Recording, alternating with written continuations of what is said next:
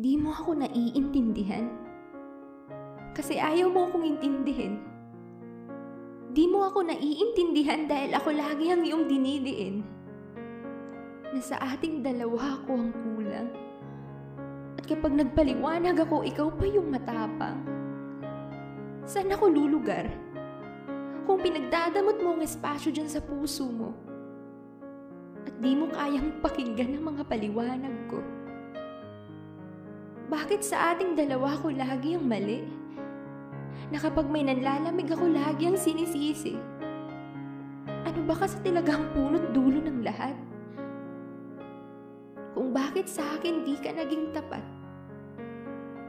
Sinubukan mo na bang ako ang iyong inuna? Kasi sa ating dalawa ako parati ang pangalawa. Pero hinayaan kita kasi akala ko magbabago ka pa. Pero pasensya na. Pasensya na kasi sobrang sakit na. Oo, hinayaan kita ng ilang beses. Pero pwede bang sa ngayon ako naman? Ako naman ang iyong pakinggan. Kasi kaya tayo di nagkakaintindihan dahil sa mga mata mo ako laging may kasalanan. Sinubukan mo rin ba akong mahalin? Kasi kahit ng pag-intindi di mo binigay sa akin. Ikaw lagi ang may dahilan. At ako lagi ang ginagawa mong dahilan.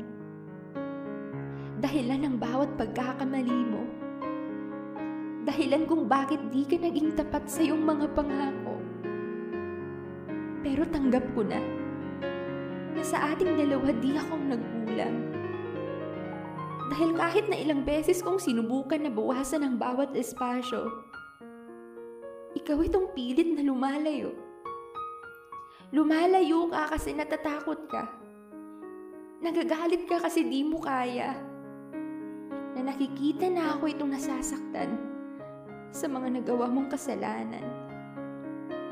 Di mo ako magawang intindihin. Kasi alam mo sa dulo ikaw ang madidiin. Kaya ang tanging ginagawa mo na lang ay ang pakikipagtalo.